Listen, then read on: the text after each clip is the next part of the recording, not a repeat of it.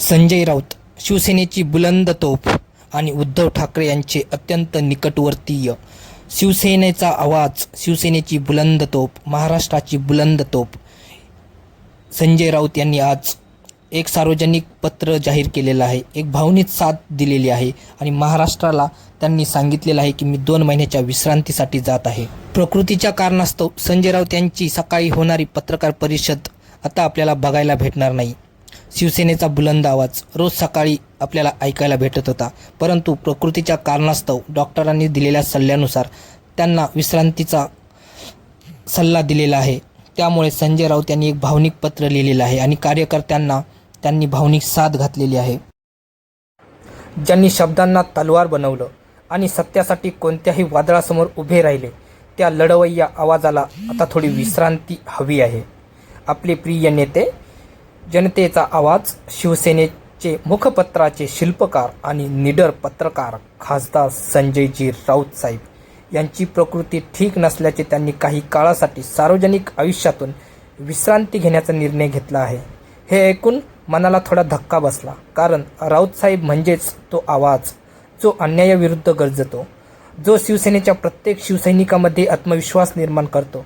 पण आम्हाला ठाऊक आहे, सिंह थोडा विश्रांती घेतो पण परतल्यावर गर्जना धुनावतो.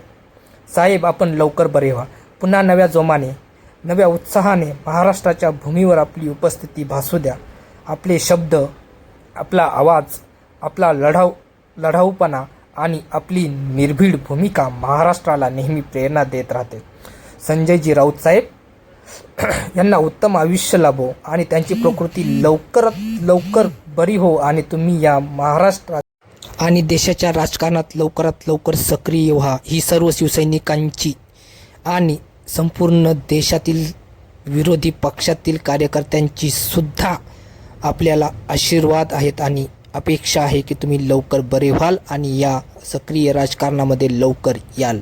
संजय राऊत यांच्या भावनिक पत्रावर सुषमा अंधारे यांनीही आपली मनोगत व्यक्त केलेलं आहे. सुषमा अंधारे म्हणतात, मित्र वणव्यामध्ये गारव्यासारखा, लवकर बरे व्हा.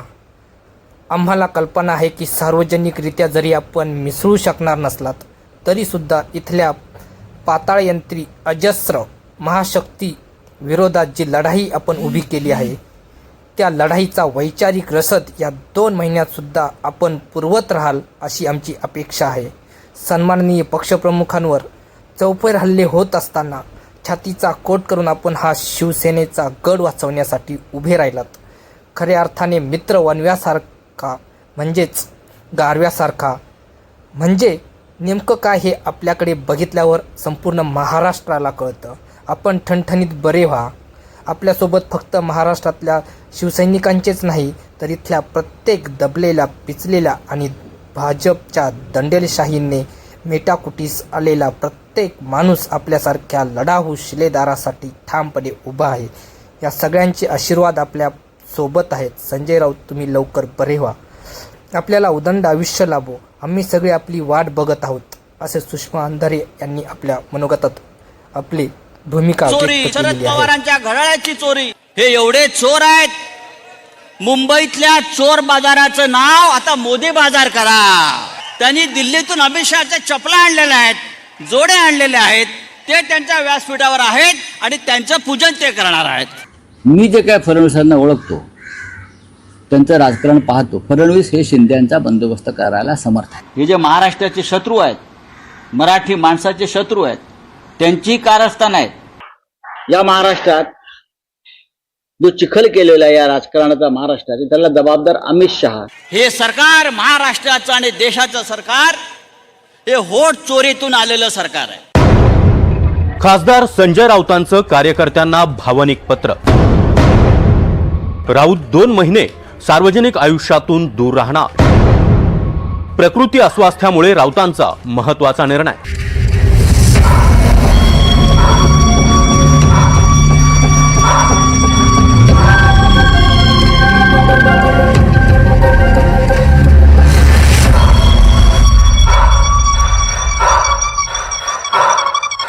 सकाळच्या पत्रकार परिषदेनं सत्ताधाऱ्यांच्या मनात धडकी भरवणारे. सकाळच्या पत्रकार परिषदेतून सत्ताधाऱ्यांची खुर्ची गदागदा हलवणारे.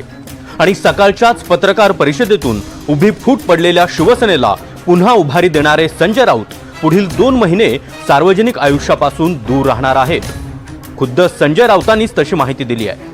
आपल्या लेटर हेडवरून संजय राऊतांनी कार्यकर्त्यांना एक भावनिक पत्र लिहिलंय.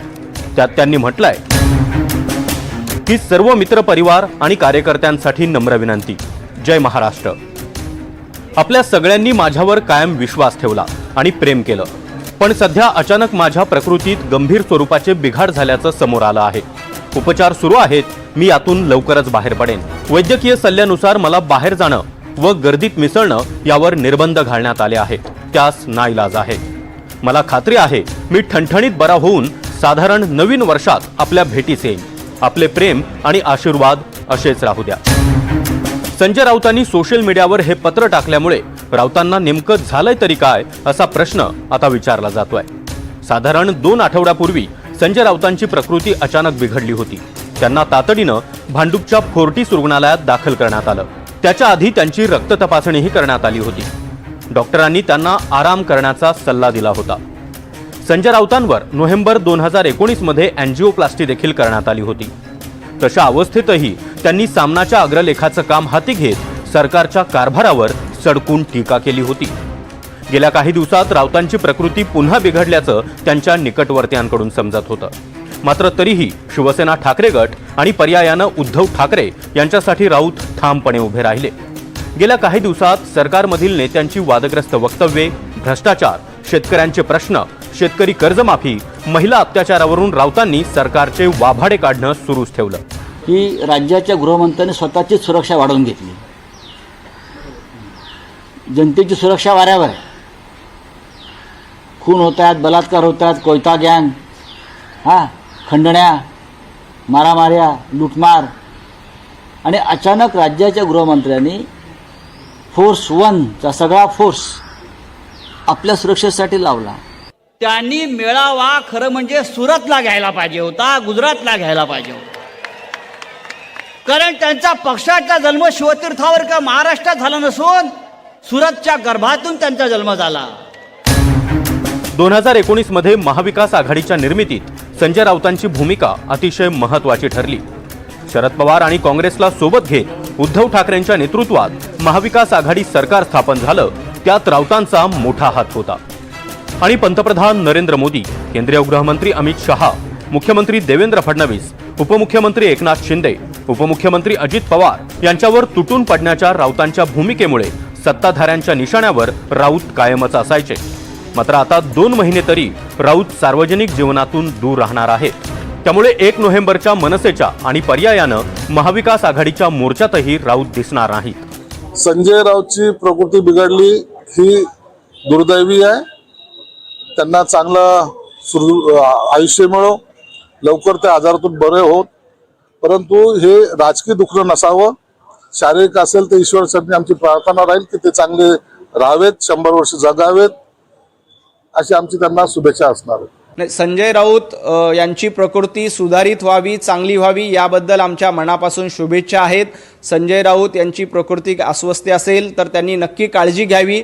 पत्रकार परिषद घेण्याच्या आधी आपली तब्येत महत्त्वाची असते. त्यामुळे संजय राऊत यांनी थोडीशी काळजी घेतली पाहिजे, आपल्या प्रकृतीची काळजी घ्यावी. संजय राऊत यांच्या प्रकृतीमध्ये तातडीनं सुधारणा व्हाव्यात. पंतप्रधान नरेंद्र मोदी यांनीही राऊत लवकर बरे व्हावेत यासाठी प्रार्थना करतो असं ट्विट केलंय. संजय राऊतजी, तुम्ही लवकर बरे व्हावेत आणि तुमच्या उत्तम आरोग्यासाठी प्रार्थना करतो. दरम्यान संजय राऊतांच्या प्रकृतीत लवकरात लवकर सुधारणा होईल आणि पुन्हा एकदा सकाळच्या पत्रकार परिषदेतून ते सत्ताधाऱ्यांवर तुटून पडताना दिसतील हीच अपेक्षा करूया. Bureau report.